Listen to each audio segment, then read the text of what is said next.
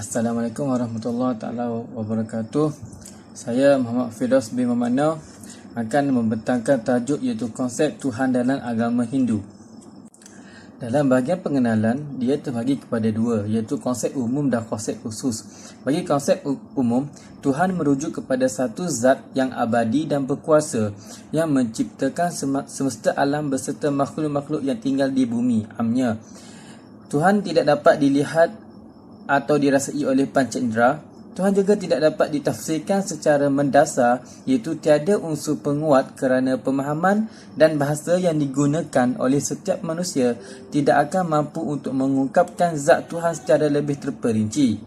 Menurut Immanuel Kant, kepercayaan kepada Tuhan hendaklah bersandarkan pada iman dan ia tidak boleh dicapai dengan akal fikiran tanpa sebarang sokongan penakkulan dan penyelidikan yang bersifat empirikal.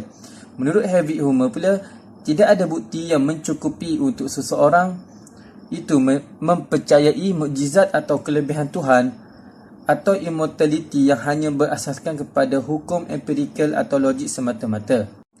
Selain itu, konsep khusus berikut iaitu yang diperkatakan oleh Yuda Triguna pada tahun 2018. Beliau menyatakan Hindu merupakan agama yang penganutnya percaya kepada konsep monotheism, iaitu mengakui bahawa Tuhan itu satu sebagai yang esa. Bagi Rig Veda juga telah menemukan konsep Tuhan yang tunggal, iaitu Ikam Sat Viprah Bahuda Wadanti, yang memberi maksud iaitu hanya satu Tuhan, tapi para bijaksana menyebutnya dengan banyak nama. Manakala bagi Saguna Brahman, di mana konsepnya menerangkan bahawa Tuhan itu wujud, berkepribadian dan telah disimbolkan dengan pelbagai atribut yang kadang-kadang berbeza antara satu sama lain sehingga akhirnya mengesankan bahawa Tuhan itu bersifat jamak. Oleh hal yang demikian, dalam konsep Tuhan dalam agama Hindu, yang tersebut ialah peringkat ketuhanan dalam agama Hindu. Peringkat ini terbagi kepada 3 peringkat. Peringkat yang pertama iaitu kewujudan unsur monotheism di dalam doktrin ketuhanan telah wujud dalam tempoh 100 tahun pertama selepas kemunculan agama Hindu. Ianya dikuasai oleh masyarakat Brahman, terutamanya dalam sudut kekuatan fizikal maupun dari sudut kepercayaan spiritual. Menurut Muhammad Razalih pada 2003, beliau menyatakan bahawa Veda iaitu kebudayaan golongan Brahman banyak ditumpukan kepada doktrin ketuhanan dan penguatkuasaan amalan kemasyarakatan. Selain itu, peringkat kedua iaitu kewujudan unsur monotheism di dalam doktrin ketuhanan iaitu bermula dari 50 tahun hingga 100 tahun selepas peringkat pertama. Pertambahan keluasan penaklukan fizikal dan mental golongan Brahman ke atas golongan bawahnya. Pada peringkat ini juga munculnya satu konsep ketigaan iaitu Trinity. Konsep ketigaan ini bermaksud konsep pengasingan kekuasaan Tuhan kepada 3 kuasa ataupun dengan erti lain merujuk kepada satu Tuhan yang mempunyai dan mengawal 3 kuasa. Seterusnya, bagi peringkat ketiga pula, dia merupakan satu pencampuran unsur telah berlaku antara unsur monotheism dan unsur polytheism yang jelas di dalam doktrin ketuhanan. Peringkat ini juga menampakkan pengembangan dari sudut amali dan budaya penganut agama Hindu. Selain itu, sifat-sifat Tuhan dalam agama Hindu.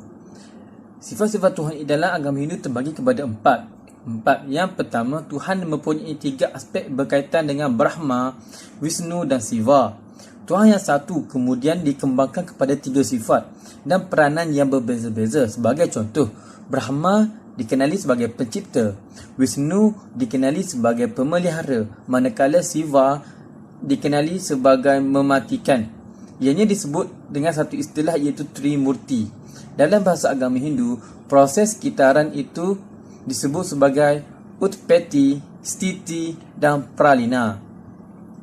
Manakala sifat yang kedua iaitu Brahma yang bersifat tunggal namun memiliki 8 sifat yang disebut sebagai Asta Aswarya.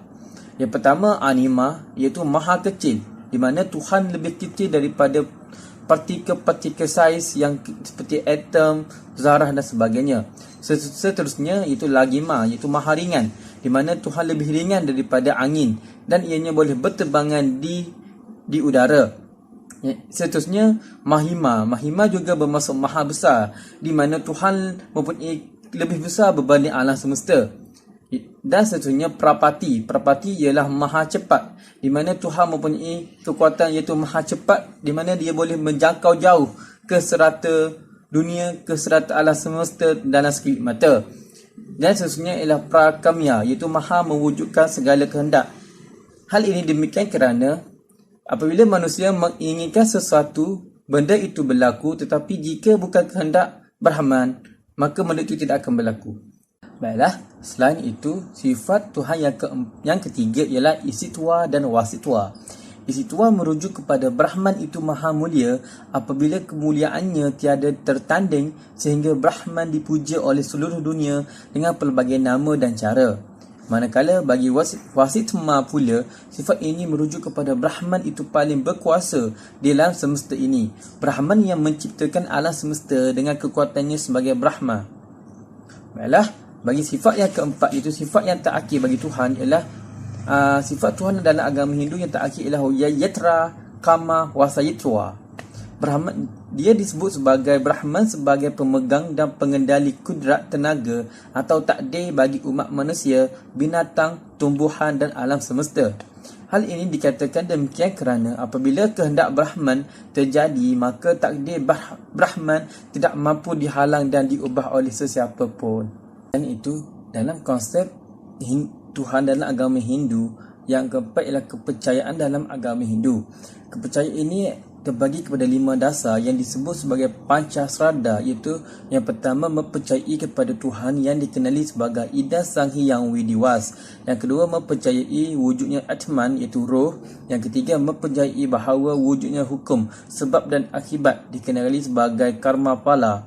Yang keempat mempercayai kepada kelahiran semula Purnabawa. Dan yang terakhir ialah mempercayai kepada adanya maksa, keyakinan terhadap wujudnya Tuhan beserta istana yang di dalamnya mengandungi syurga dan neraka, melahirkan tanggapan bahawa Atman atau roh ketika menuju ke alam selepas kematian akan mengalami pengesahan atas perbuatan yang dilakukan oleh si mati itu semasa berada di dunia, sama ada baik ataupun buruk, disebut sebagai karma pala. Kepercayaan kepada kelahiran semula dapat dijelaskan bahawa proses ini menerangkan tentang manusia hidup di dunia ini pada dasarnya menebus segala kesilapan sepanjang mereka hidup. Selain itu, percaya kepada hukum sebab dan akibat, iaitu penguasaan di bawah Dewa Yama dan setiausahanya iaitu Sang Pusuratma. Selain itu, kepercayaan penganut dalam agama Hindu ialah kepercayaan kepada moksa. Hal ini kerana pembebasan ini boleh dicapai melalui penyembahan kepada Tuhan dalam pelbagai cara. Yang penting ialah kita perlu mengikuti satu jalan dan bertekad untuk memenuhi segala objektifnya. Terdapat 4 cara yang sesuai untuk dilakukan bagi mendapatkan ketenangan jiwa, antaranya seperti karya, kriya, yoga dan jana. Oleh itu, jelas bahawa penganut agama Hindu mempunyai kepercayaan dan keyakinan kepada Tuhan yang satu atau dikenali sebagai Brahman.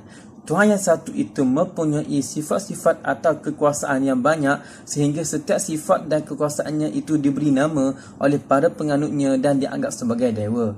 Sekian daripada saya. Assalamualaikum.